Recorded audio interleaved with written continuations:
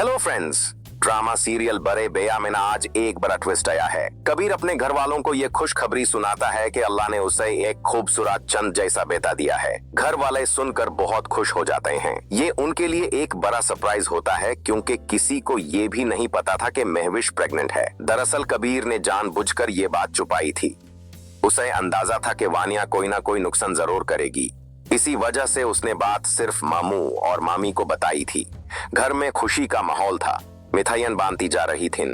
हर तरफ से मुबारकबाद दी जा रही थी।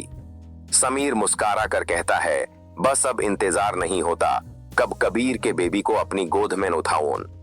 लेकिन इतने में वानिया आ जाती है। उसके लिए ये खबर किसी हादसे से कम नहीं होती। उसे लगता है कि सब कुछ खत्म हो गया। उसने सोचा था कि महविश दूर चली जाएगी और उसका खेल भी खत्म हो जाएगा, मगर तकदीर ने कबीर और महविश को फिर से मिला दिया।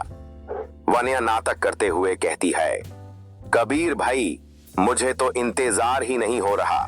आप बस ये बताएं कि महविश किस हॉस्पिटल में है। मैं अभी जाती हूँ। मैं आपके बेबी को गोद में लेना चाहती हूँ, उसके साथ खेलना चाहती हूँ। कबीर सब समझ जाता है और गुस्से में कहता है, तुम महविश का नाम भी मत लेना। तुम उसके पास बिल्कुल नहीं जाओगी। जब वो घर आ भी जाएगी तो भी तुम्हें उसके पास जाने की इजाजत नहीं होगी। ये सुनकर सब लोग हैरत में रह जाते हैं। हर किसी को मालूम है कि वानिया ऐसी है, लेकिन कबीर इतना गुस्सा क्यों कर रहा है, ये सब समझ नहीं पाते। कबीर फौरन हॉस्पिटल जाता है। हाथ में फूलों का बुकेट होता है। जक्कार महविश के पास बैठ जाता है और कहता है, मैं तुम्हारा शौहर हूं। मुझे अपनी बीवी के पास आने से कौन रोक सकता है। मुबारक हो हमारे बेटे की। महविश ये सुनकर बहुत गुस्सा होती है। उसे वो वक्त याद आता है जब कबीर ने उसे रात के वक्त घर से निकाल दिया था। उस वक्त उसने एक लफ्ज भी नहीं कहा था, ना रोका न समझाया। अब महविश चीख कर कहती है, गेट आउट, अभी के अभी चले जाओ, दोबारा यहां मत आना। ये कहकर फूलों का बुकेट फेंक देती है। कबीर सख्त रह जाता है। उसने सोचा था महविश नरम दिल है और मान जाएगी, मगर इस दफा बात बिल्कुल और थी। महविश का दिल टूट चुका था। उसके लिए अब कबीर पर भरोसा करना मुमकिन ही नहीं था। दूसरी तरफ अलमीर और मिशी की कहानी भी अपनी मंजिल की तरफ बढ़ रही है। आखिर अलमीर ने मिशी को तलाक दे दी।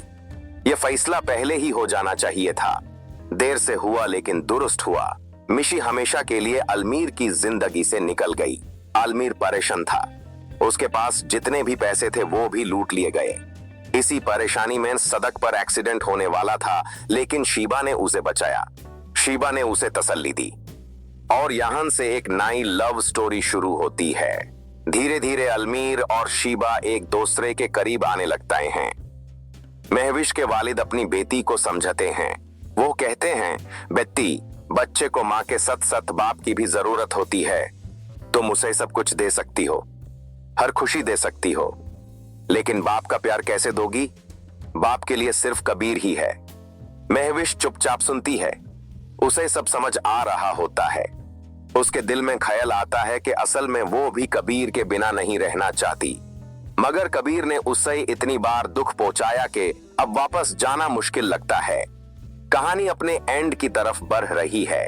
धीरे धीरे सब गिले शिकवे खत्म होने लगते हैं। अलमीर और शीबा एक हो जाते हैं। कबीर भी कोशिश करता है कि महविश को मनाए। धीरे धीरे महविश भी पिघलती है और फिर वो लम्हा आता है जिसका सबको इंतजार था। कबीर और महविश एक हो जाते हैं। घर में दोबारा खुशी का माहौल होता है, लेकिन ड्रामा यहीं खत्म नहीं होता। सबसे खूबसूरत जोधी अफ़ान और जोए भी शादी करने वाले हैं। उनकी शादी घर वालों के लिए एक नई खुशी बनकर सामने आती है।